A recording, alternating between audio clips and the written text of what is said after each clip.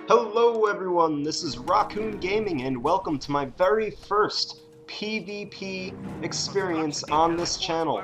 And it is going to be between me playing as the Wehrmacht on the left side and my opponent, Agrikid1, playing as the British on the other side.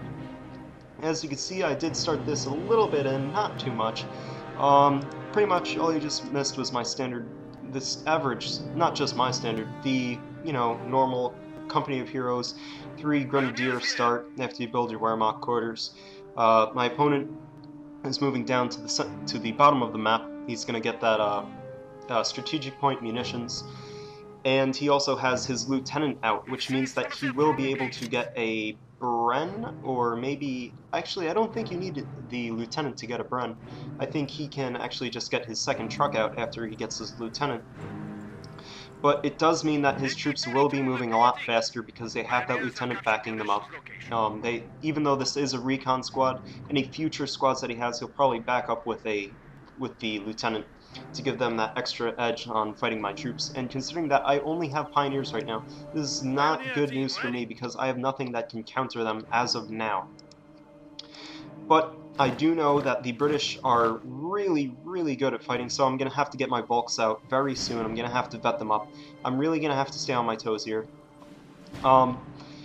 So, as you can see, I'm getting a bit farther in the map capping because, the British troops are extremely expensive. I mean, I asked him what the average cost of the British infantry was for the match, and he said it was about 450 manpower. That's ridiculous. I could build almost 2 squads of Volksgrenadiers. While they are a lot less powerful, they are really useful for capping. I mean, it's really difficult to get good map control in the early game with the British, considering we're playing on 250 victory point.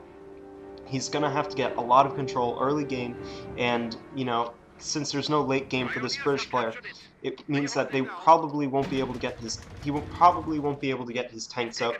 Either that or he could just make a mad dash for the tanks, but that would really mean that he needs to get a lot of resources very soon.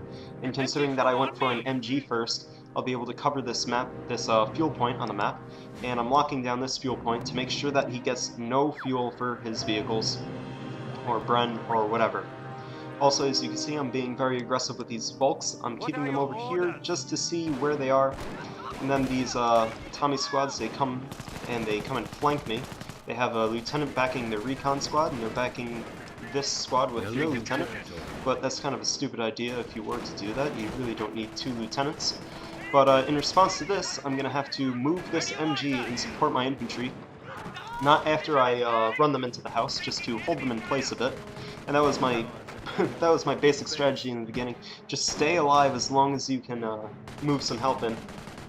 And I have to tell you, it worked pretty well right here, as you're going to see. I moved this back into place.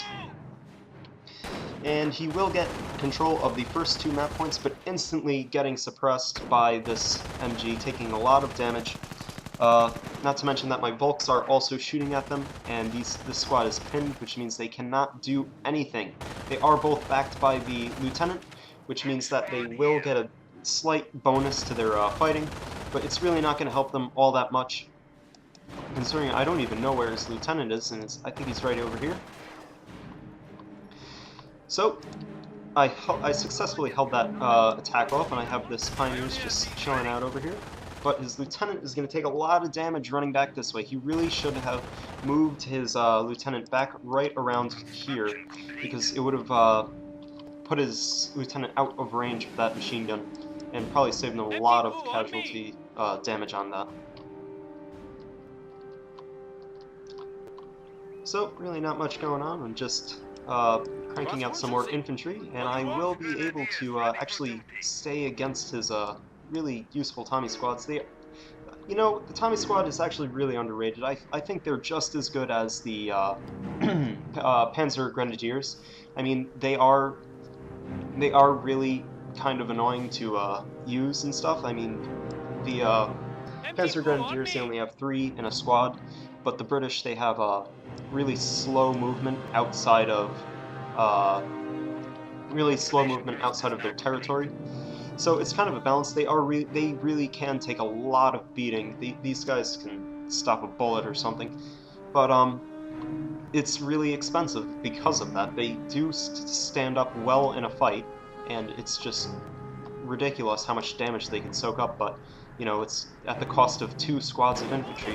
And look at that, those first 2 shots killing off 2 people in this Volksgrenadier squad, but thank goodness that I had my MG there, or they probably would have taken out that squad. But I really wanted to keep this middle victory point because I wanted to set up a defensive perimeter over here. And my opponent set up a Vickers on this bottom victory point, but that's kind of I mean, while it's a good idea to set it up on the point, I probably would have set it up over here so that the victory point also is outside of the arcing fire, so that prevents me from just walking around the back of it and capturing it, which in hindsight I probably should have done that. So here I saw his mortar being built, and I knew that it wasn't finished, so I'll be able to get a lot of free damage on this thing. So until he comes and reinforces it, I'm just going to get a few pot shots off, and look at all that health just being drained away. I would probably have to use about 2 Panzerfausts to get that much damage on that mortar. So I moved them out from cover a bit, moving them into the green cover up here, and one shot taking out one. And I figured it probably isn't worth it to build that, to lose 280 manpower to get this damaged down to, you know, a quarter health maybe. Considering it's not dead yet, and he could probably still build it and repair it, I didn't figure it was worth it. And he does have a Bren carrier out, which means that he will be able to suppress my troops. It's a very, very, very useful form of an MG, because the British, they do not get MGs to port around the battlefield, but he can upgrade this Bren with a medium machine gun. So I moved out these engineers again, and to, you know, hold on, I'm getting mixed up with my thoughts here, to add some more damage to that before it gets completely built. And as you can see, it did a lot of damage. It's on 3/4, 2/3 maybe of health. So I repositioned my MG to shoot at that Bren over there. But I just had to make it to skirmish phase, and now that I did, I moved my Volksgrenadiers out from this house, and I take a Panzerfaust shot at that, and look at how much damage that's on half health. And then soon it's going to wander into the arcing fire of my machine gun, and that's going to pretty much spell the end for this poor little Bren, considering it has very, very weak very weak armor. And I do have a second MG, so I'll be able to lock down this flank, as well as my center flank, because it seems as if they're not doing much on the bottom part of the map. And here's the Bren kill that I get, and I don't know how much Bren costs, but I can only imagine it costs more than a Tommy squad. And that is a very, very poor loss of the manpower right there. That's going to set him back a while. And this mortar is just taking away shots at my my forward barracks over here. As you can see, I'm setting up a defensive style play because I'm going to be able to reinforce from the middle of the map rather than run them back and forth and back and forth. And so since I have that MG locking down the center right over here, I think its site is right about here. It has right over here and all this field.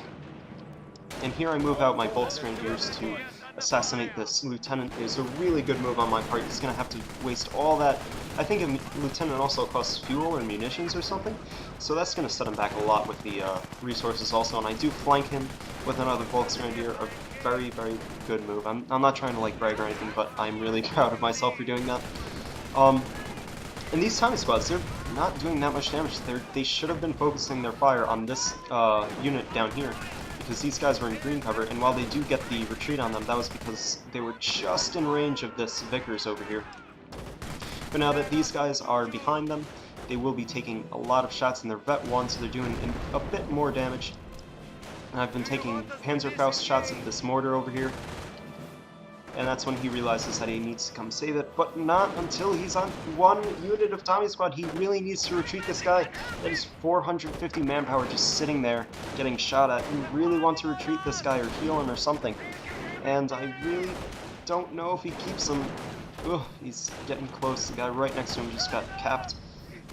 Maybe will he retreat him? He's running in. Oh, he's dead. That's it's a really big shame. Also, what as well I play as the British, I mean, this is just my strategy of playing. I normally move my HQ out in the beginning of the game, considering that you don't get blocked with your resources. You could probably just set it down. Had he set his HQ truck down over here, he would have been able to supply right from here and launch attacks right on my center flank, and that probably would have given him a slight edge. And I see, look at this, I retreat my guys right into the field of the Vickers. Oh, so close, but I do retreat them just in time.